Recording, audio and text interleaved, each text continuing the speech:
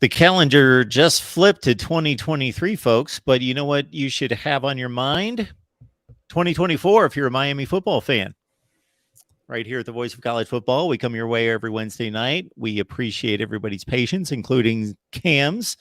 So we're a few minutes late, but that's on me. But we are here to talk Miami football with you. Leave those comments and questions in the live chat. We will pass them on to Cam. Please consider the super chat contribution. Of course, Cam gives his time each and every week, and it's not just the hour slice that you get here. It's the preparation, it's the knowledge, it's the insight, it's the value. It's not just the time that Cam provides here at the Voice of College Football every week. Cam, how you doing tonight? I'm good. Just hanging out. So I did have a little extra time, so I got bored. So I went and got a adult beverage. So I'm gonna be having that along with my water. Always got to stay hydrated. But yeah, just doing that, hanging out, and here for another Friday. Sorry, not Friday. Lord Jesus, Wednesday evening. You sound like me when I used to be all over the map. Tuesday, Wednesday, Thursday. When are we on? Yeah, it's just sometimes days start to mix together, but yeah, Wednesday night, 7:00. Gotcha. I had a friend this week who was in town, and we started talking about water intake, and the numbers that he was giving me was even further beyond what I thought was the recommended water intake. I thought it was half your weight in ounces. Well, that's a good baseline to start with. But obviously, depending on your level of physical activity and things like that, that can actually fluctuate for sure, yeah. All right, folks, we mentioned off the top, 2024 could be on your mind if you're thinking recruiting.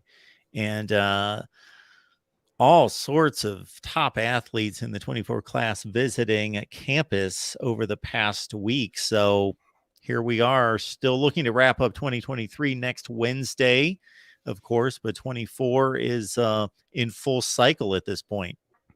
Yeah, and as we've said multiple times for multiple years, that the recruiting process is really a multiple year process, especially for the elite kids. For your late risers and things like that, sure, it's going to be maybe the 1 year, but I mean, for most blue chippers, for most kids who go to college for free to play football, they've been on the radar for a year and a half or two or longer. So this just fits with that. And, this is an annual tradition where Miami has a bunch of really, really, really good athletes on campus in January, because the kickoff of the 7-on-7 season, like the major 7-on-7 season, is the Battle Miami tournament. And so it's the company name Battle. They do like football apparel and things like that. And they host the multiple tournaments, but the Battle Miami is the first one, first major tournament of the year. And all these teams from all over the country, you had a team from Arizona, Tucson Turf or something like that. They're really good, and they were here for multiple years, playing and everything, but they're going to take time to go down and visit, all of your South Florida teams. Now you got even other extra ones. Now you got Raw, you got Immortals, you got South Florida Express, obviously the standard bearer. Florida Fire, I think they're still around. I think it's, like I said, Raw is the new one. So you got a bunch of those teams, and all these elite teams from all over the place that are there. They're all going to make their way to campus. And I saw one of the recruiting staffers for Miami said it was something like 1,600 kids visited campus in the last week, because again, most every single team is going to make their way down there. You got 40 or 50 guys on the roster. It's basically, you're going to take the whole Battle Miami tournament and they're going to make their way through campus. And all those teams have elite player after elite player after elite player from all over the country. So, yeah, that's a real good foundation. I saw Gabby Arrudia, who's over at 247 now, started with us at State of the U, and he said something like, of the 25 signees for Miami, like 17 of them visited Battle Miami weekend last year. So, it's not insignificant. And then you had other guys who were not even playing in the Battle Miami, like Tavion Galloway, a 4-star tight end. he was like, yeah, I'm going to visit. And no, I'm not playing in the Battle of Miami tournament, but like I'm going down to visit Miami this weekend. So you, even on top of the plethora, the myriad number of talent that was around because of Battle of Miami, you had other dudes who were just like, cool, yeah, we're gonna, make our way down. And I think they tried to do like a little select junior day kind of a thing, but like you just got kids, everywhere basically. So it was hopefully that continues to build a foundation for this next class moving forward. And then we'll see, what happens. What up, Mac? If there's anything else, I saw people were saying that Miami is probably going to be in the mix for another transfer portal edition or two, for sorry, this is the Midwesterner in me but for this next year's roster. So be on the lookout for that. Jamel Howard from Chicago is a 6'3", 320-pound defensive tackle that Gabby says is visiting this upcoming weekend as well. He's like a 3-star, like a mid-upper 3-star, maybe pushing 4 stars. Especially, I was just watching his senior film. He's actually pretty decent, but he's that bigger body that you're going to need to play the 0 or 1 technique if you want to go to like a true 30 front, where you have somebody right over the top of the center all of the time. And he could fill that role on the roster. So, that. But yeah, you're definitely going to be looking forward to the 2024 class. Tons of elite guys, were down, and I'm sure that people are putting names in the chat. You're Jeremiah Smith. He, South Florida Express, Ohio State commit from Chaminade. He came down. Josiah Trader, his teammate, another 5-star receiver from Chaminade. He was down there. Julian Saiyan, going Super Saiyan. He's Alabama commit, 5-star quarterback who says he's solid, but that doesn't make any difference to us because we're going to keep trying to push for him or another elite signal caller because we really, really, really need a top end guy in this 2024 class. So yeah, setting the foundation is really what this weekend was about, and we'll see where we go from here. Falcon Rex, thank you so much, and everyone else for your kind words in the comments section. I appreciate that.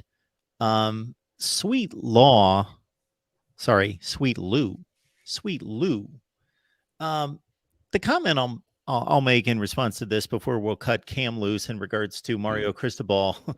First of all, the off-season look of Mario Cristobal, you can't have too many, aside from, as Cam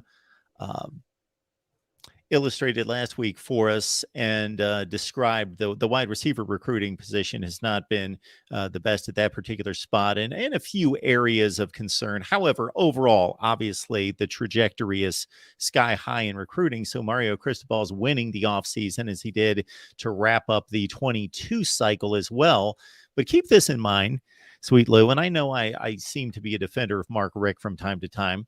I will say this. If you slice up Mark Richt's tenure at Georgia, I believe it's 8 of 15 years in the top 10 in the country. If Miami can first get to that level, because basically he's running a baseline of 10-2, basically is what he's doing for 15 years. 8-4 was like the absolute bottom. And that, I don't know that he did that once or twice. 9-3, 11-1. And then consider this. We're looking at a 12-team playoff in 2 years. We're currently operating in a 4-team playoff. Mark Richt had none of that. His Georgia team, he would have been living in a 12-team playoff. He would have even a 4-team playoff. He would have made a couple advanced times. To yes, a 4-team playoff a number of times during his stay at Georgia. So he obviously had to finish in the top 2. So if they can elevate to Mark Richt type standards under the next format that's coming soon, they'd be in pretty damn good shape. And Georgia was in pretty damn good shape, to be honest, but they just weren't, they weren't the biggest, baddest bullies on the block, which is what they've turned themselves into. And it's reasonable to desire that kind of growth, and it's good that they saw that growth immediately. But just like the helmet that's next to Miami over Mark's left shoulder there, Michigan tried that at a time by getting rid of Lloyd Carr, who was 9-3, 10-2 consistently, but then started struggling against, the team down south and all things like that. And they said, okay, well, we can expect to be, the champions of the West, the biggest and best. And they got rid of him and it went south for a while, right? So, good on Georgia that they made it happen, but like we've seen other teams desire to have that little bit of incremental growth from being very, very good to great, and that's hard to do. And, no, Mark Richt didn't win championships. I mean, at Georgia, right? He's a tipped ball from a championship game when Aaron Murray was there. If that ball falls incomplete, because they had no timeouts, just honestly let it hit the ground. Look, you got another play, you got time, but that isn't what happened, right? The ball bounced a different way. But from what we've seen, I'm not going to denigrate what Mark Richt did at Georgia as like wholly unacceptable. Now, yes, we want to be more towards the championship end of things than the 8-4 end of things, but like you really have to consider all of the things that are happening with this program and on campus that, show the extent of the rebuilding and restructuring that was necessary to get to where we want to go. They're going to eliminate, and I was wondering where this was going to go, but, Miami's going to build a football operations center. So you can say goodbye to that wellness center parking lot that's right there next to the wellness center on campus. I have no idea what they're going to do, if they're going to put in garage system or something, which would be terrible. My goodness, I couldn't even imagine trying to get in and out of a parking lot to go over there by the wellness center. But that's probably what they're going to have to do, because like you have open space, like precious little open space if you're going to put a complex of that size, right? So okay, well, that's where that's going to go. But then you need to do and have and build that, right? You have to do all these things, structurally inside of the program that we're seeing, And like, look, it does take time, and it's going to take a while. And again, this is what I've been talking about having to turn over the roster in a couple of years, because you're not going to be able to turn over 90 scholarship players, on, the total incoming and outgoing in 1 year. You're just not going to be able to do that. But we all want to see more success. We want to see more immediate success and everything. And I know that everyone's going to push back and say, well, TCU did it. Well, cool. They caught lightning in a bottle. They did better, obviously, and everything. And good for them. Great.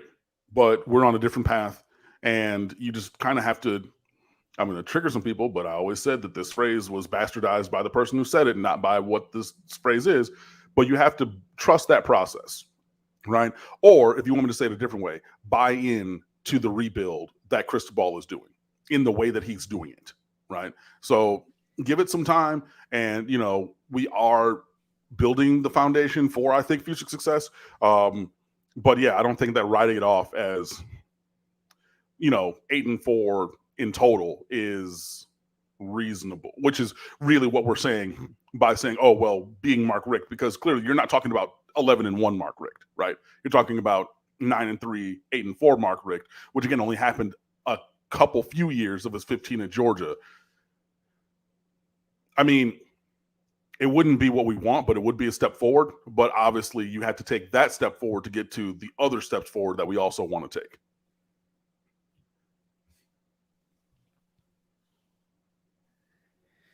11 out of 15 years, at least 9-3. Okay. So that's a decent floor. It's a great top floor. 15 floor. That's a great floor, especially considering where we've been. We have one 9-win season, one 10-win season in the last 18. Yeah. Like, come on. Marcus Enriquez, thank you for being here. Cam, can you speak on the rumors Mario interviewed an offensive coordinator? I think that it makes sense, for one. Josh Gaddis has not been on these recruiting visits. He's not been on campus for these visits and things that, transfers have taken even. Like transfer portal guys who are coming into play this year, they're playing this year. And like, where there's smoke, there's fire, right? And like the absence speaks volumes. And, if all these, players and, journalists, reporters, analysts, whatever, saying, yeah, he's not been around. quick maths, it's not hard to see. And I think that the first thing that kind of pointed to looking in a different direction was telling Frank Ponce to, maybe seek employ elsewhere, because the likelihood is, in the more traditional organizational structure is an offensive coordinator who's also the quarterback's coach. So you shuttle one out, and because it's, not saying that like they've all worked out, but wide receivers coaches are really a dime a dozen. You know what I mean? Who just coach wide receivers, not offensive coordinator. So, you get the quarterback coach out of there. And so then it's like, okay, well, that clears room for an offensive coordinator / quarterback coach. And then, when you move in a different direction, then you just go get, the wide receivers coach that you desire to have.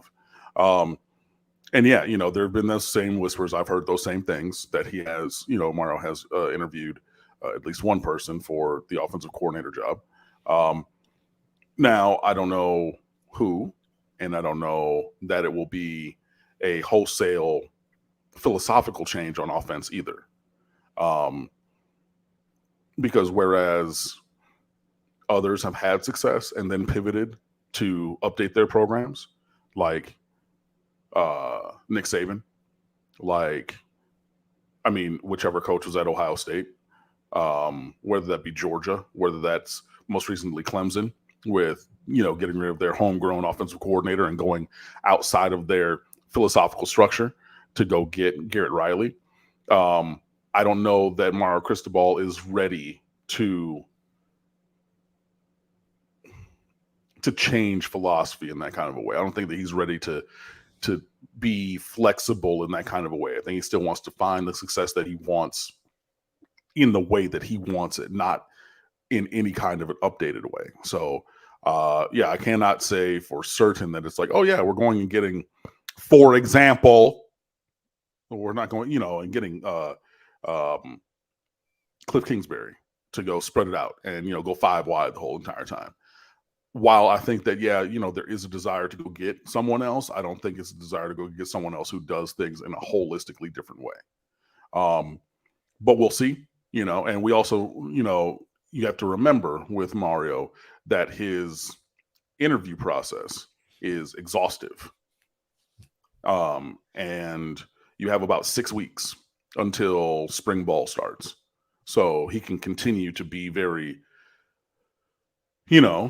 exhaustive. He can be very, very intentional with his process towards that end, so that by the time spring starts, which I believe should be March 4th, if what some of these ancillary staffers have said on social media, you still have plenty of time to get somebody new and then start that install then.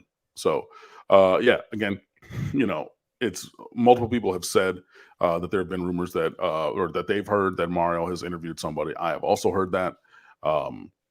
But that's as far as I can go with it. And it, again, makes sense. And the other moves, namely Frank Ponce being, pretty much told, hey, you can go grab another great job, like your old job in Boone, Carolina, in North Carolina is open, quarterback coach, play calling offensive coordinator, one of the better G5 jobs you can go get.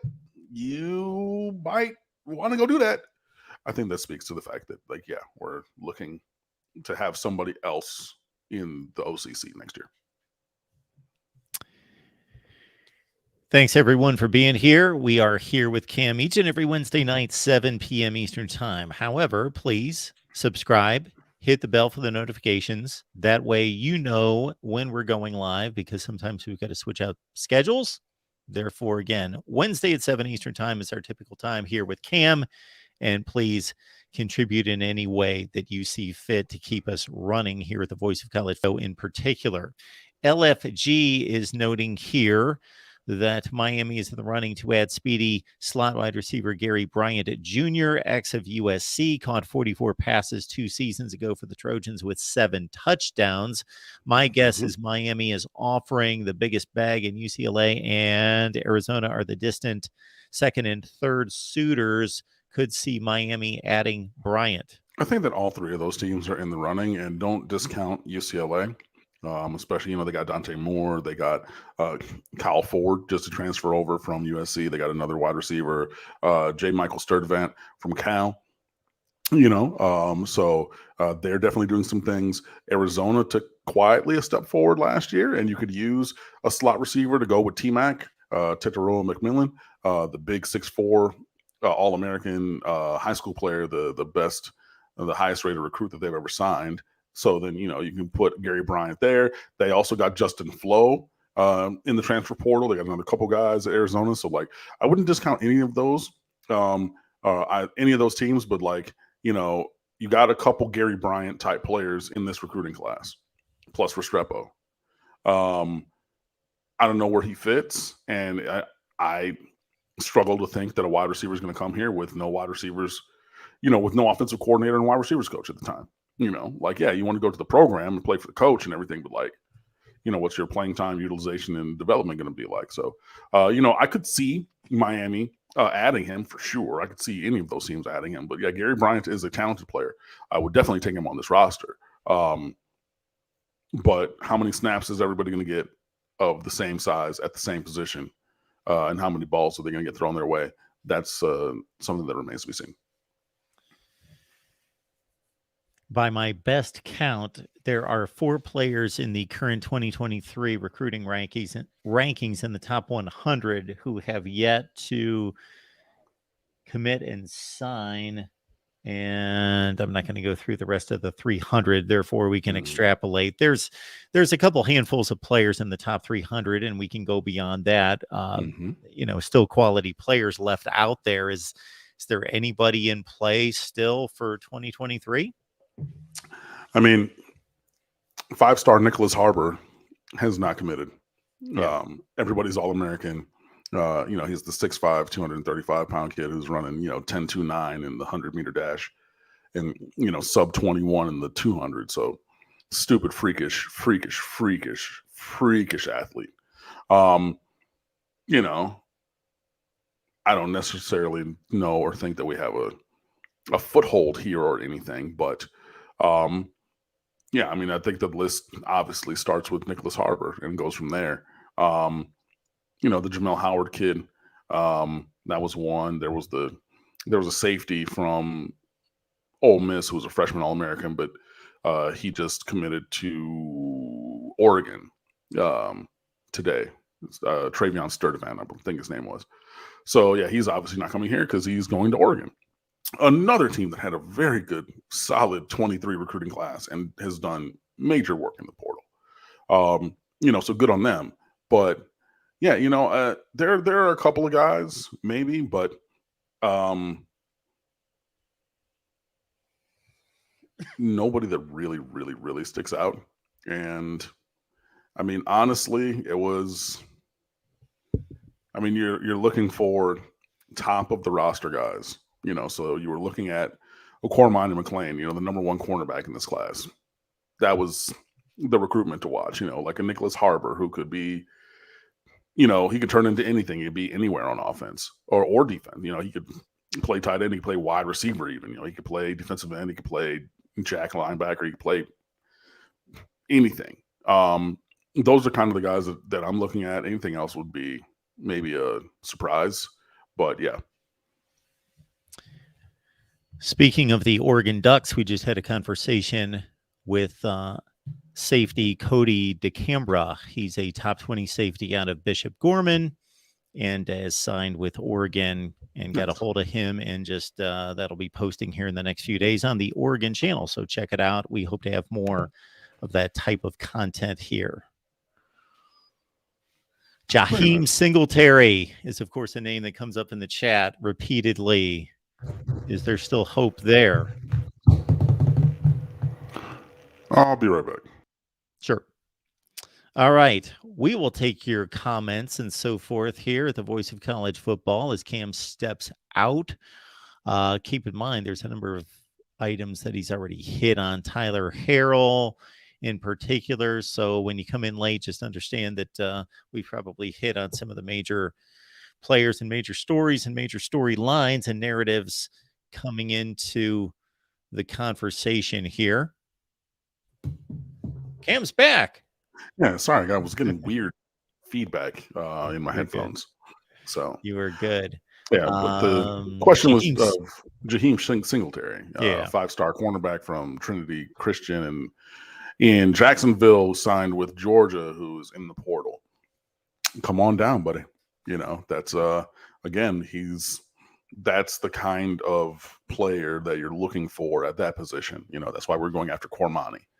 You need like top end guys, right? And yeah, you know, that's a recruitment that's going to go down to the bitter end, I think, until he shows up on somebody's campus. So Oregon, I mean, they've taken a couple, you know, but like we have also, we've done our, you know, dollar in the world of recruiting. So yeah, you know, I don't look at them as like the reason or like the team that's like the most competitive against Miami in terms of like head to head for recruits, but like there have been a couple that have gone, you know, 50-50, you know, and I'm fine with that. You know, and that's the thing that'll happen. Like if you want to recruit the best players, then you got to beat some of the best teams to get them, you know, whether that being Alabama, whether it being O State, whether it be Georgia, Texas, LSU, Oregon. You know, that's a thing that's just going to happen. You know, you're just not going to find,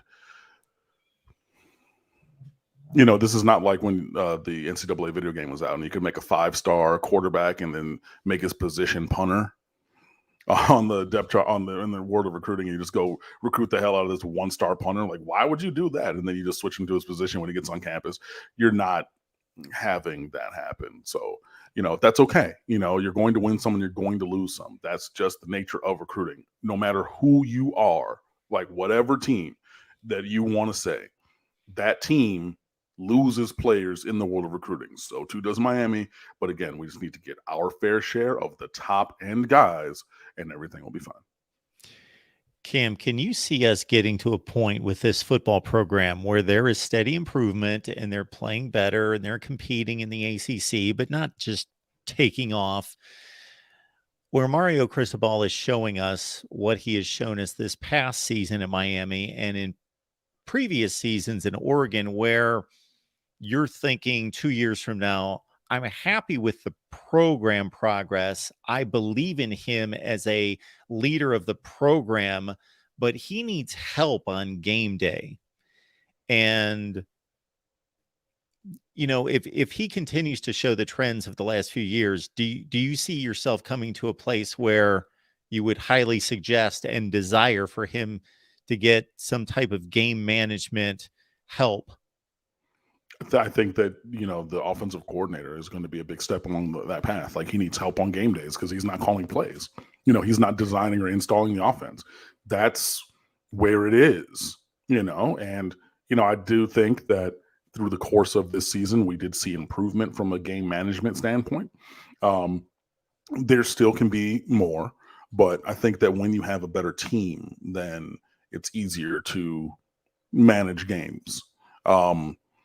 Because yeah, it was just a lot of little stuff, you know what I mean? A lot of foundational kind of program building things. Like, and I get a little bit why some of those early timeouts were taken. First of all, I mean, that's a thing that like Cristobal does, you know, is take early timeout, but also it's just like y'all are not doing what I need you to do. And there's a major malfunction, critical error. So I'm calling a timeout now to reset the level. And be like, hey, we talked about or we installed or whatever.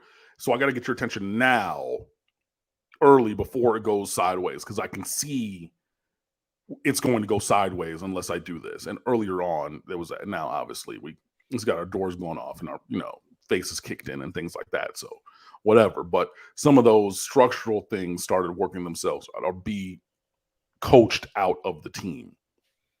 But there's at every level of proficiency, we'll call it, on the field, there are other issues that will come up. So, you know, hopefully, you know, this first tier level of stuff that was, you know, timeouts called for to address, that stays as settled science. And then we move forward and deal with the other things. Hopefully we can, eliminate the early timeout, 3 minutes into the game and into the second half.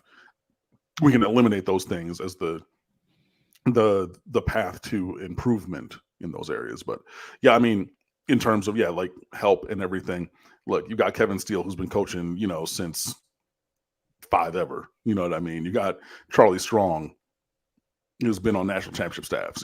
He's, there's help there. There are guys who have coached for a long, long time, right?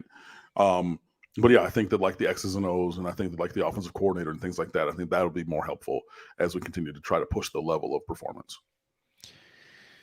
Cam, you talked about offensive philosophy a few minutes ago and the desire that you have and others to see a more wide open attack, speed and space. And then also knowing the way Mario wants to get it done. How much of that desire for that type of offense is from the standpoint of just the entertainment factor, and also the entertainment factor that's going to draw a certain type of recruit, versus what you believe is needed in this day and age of football to win? I don't think that the entertainment value for me has anything to do with it. Okay. I think it's about efficiency and performance. And like every high school down here worth their salt runs some kind of spread. It's not hard to see. Like, this is where you are. This is where the game of football has gone.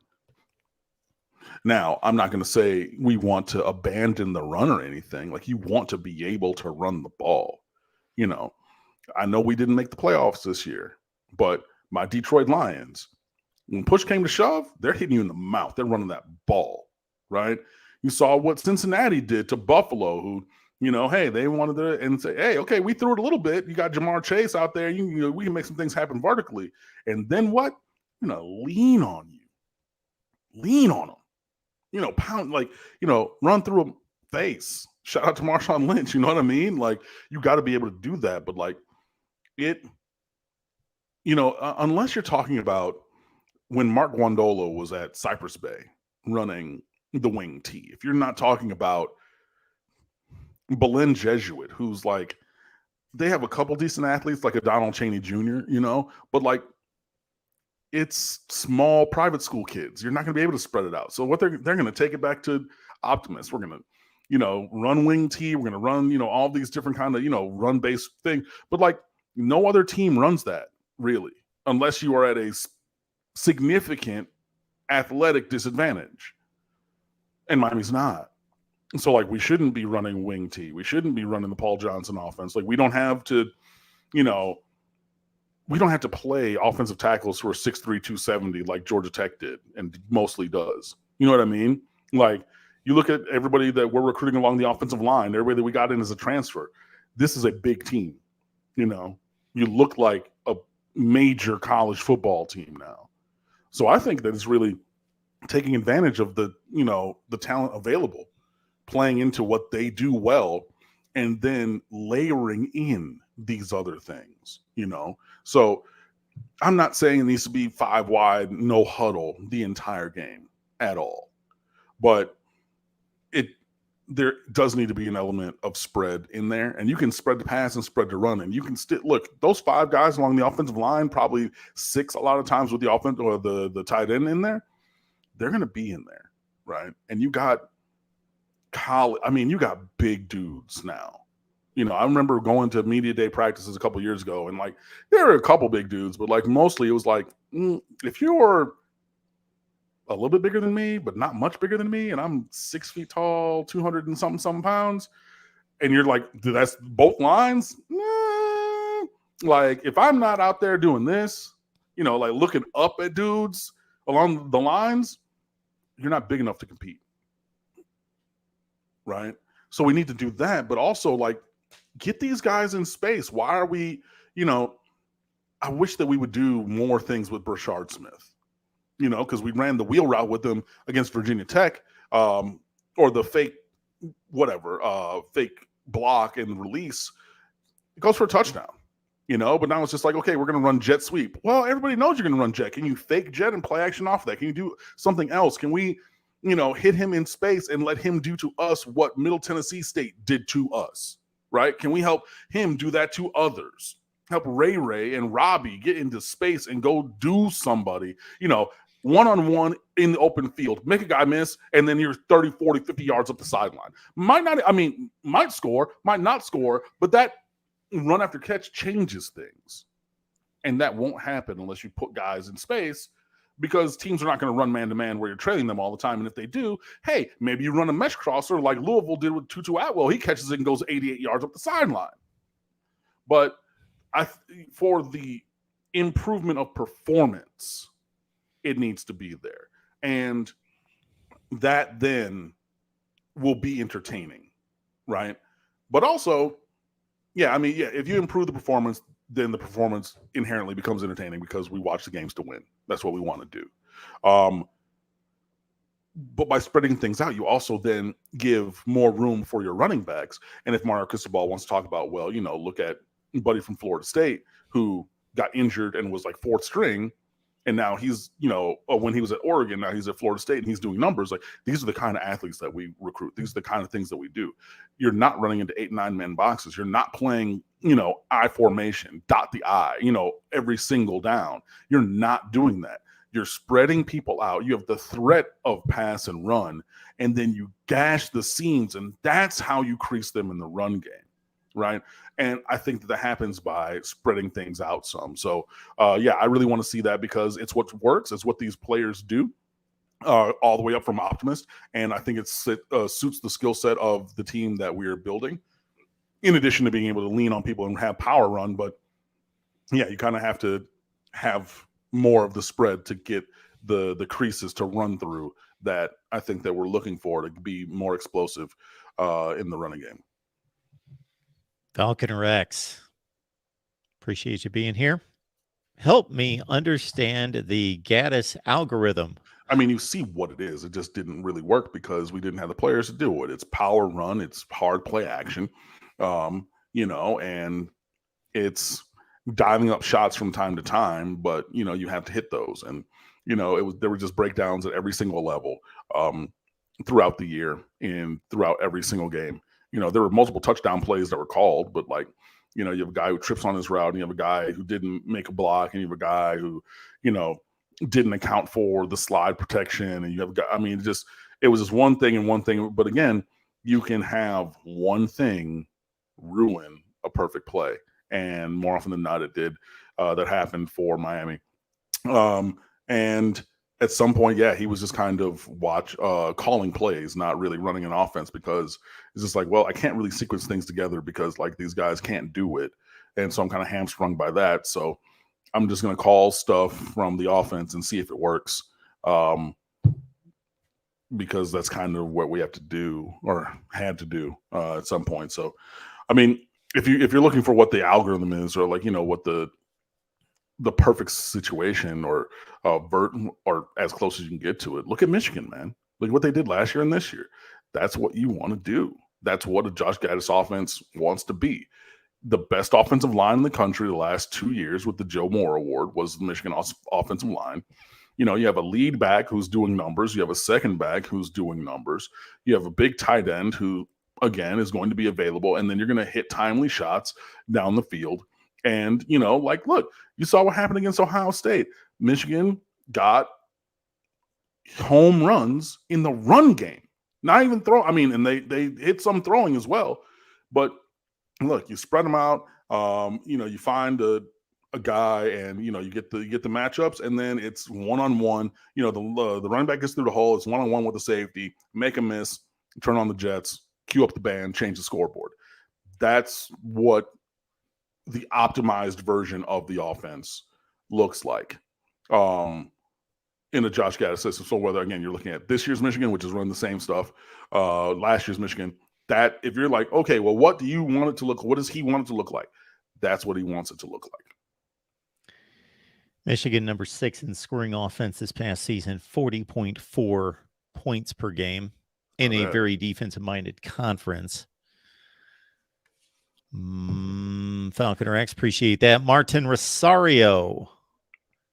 Let's see what we got here. Scott Frost would make a good OC for Miami. If Mario Cristobal wants to change the offense.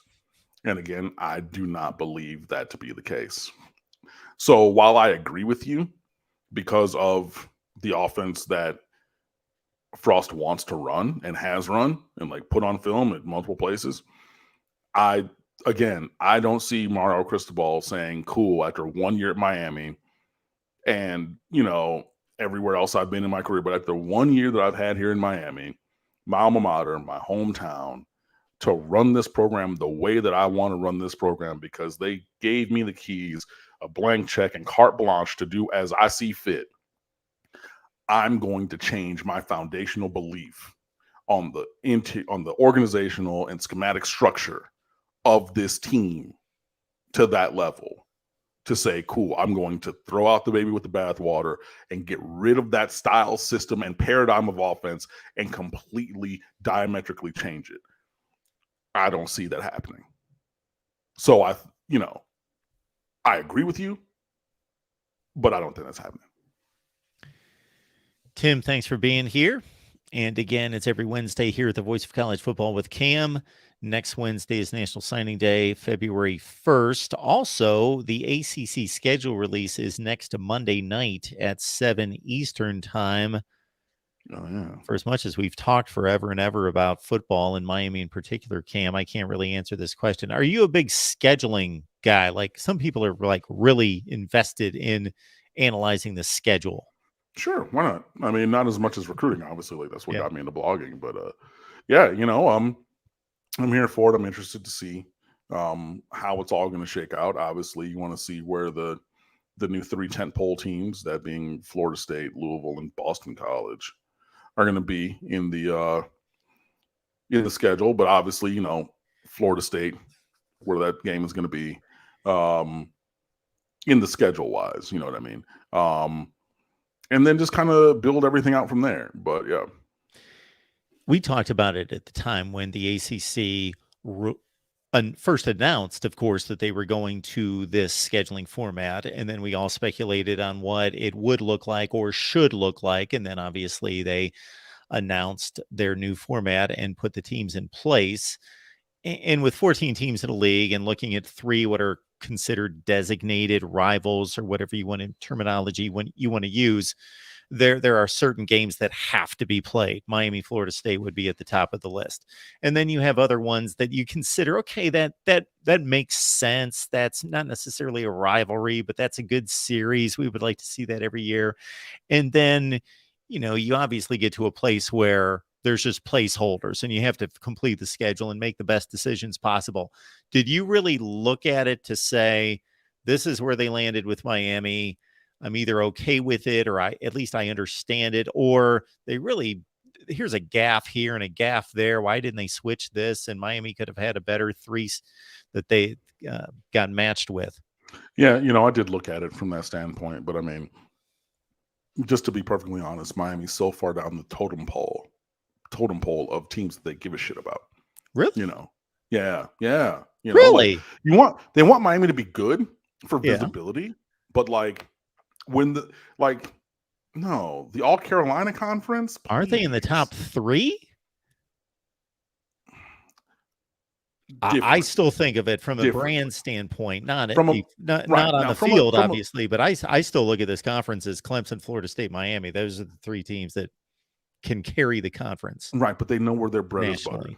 Right. And they know that Greensboro is the home of the ACC conference. And I know that they're moving from Greensboro to Charlotte.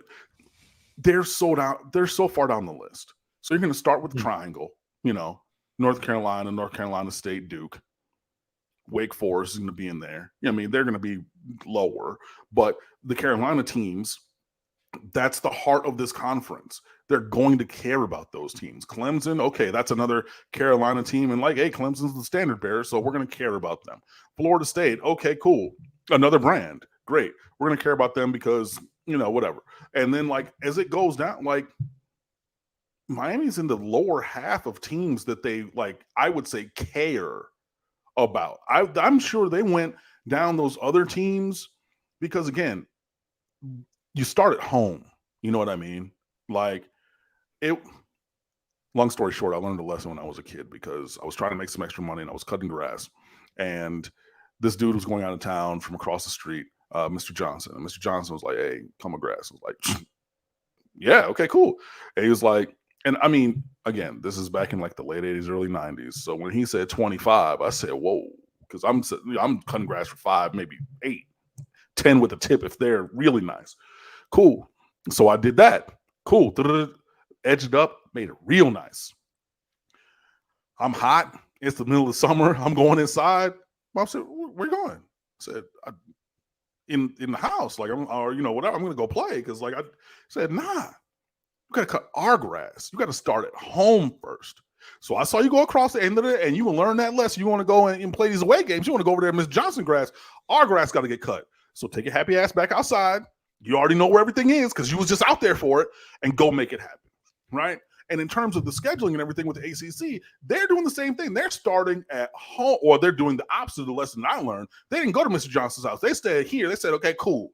We got Carolina State. We got Duke. We got Wake Forest. We got Virginia. We got Virginia Tech. We got Clemson." And you're halfway through the conference already before we've even gotten to the state of Florida. Right. Then we probably got Florida State because, they're closer up and they've had more historical success in this conference. You're going to go there first. You're going to go all these places before you really get to Miami in the pecking order of what team do we feel the need to do right by. Miami's way down that list, even though I agree with you, it's a top 3 brand, but like, you're still the new kid. You're still Cinderella. You're the redheaded stepchild. No.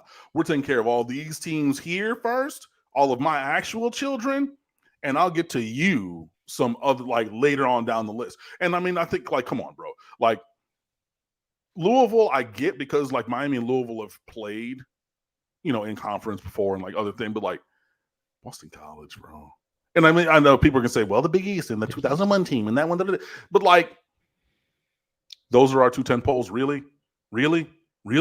Out of all the teams that there are in the, like, I mean, it was, we got the leftovers. We got hey, this is what's left. Tough. We gave the premium placements and the permanent crossovers to the teams that we started with because we wanted to. And then, way down the list would be Miami.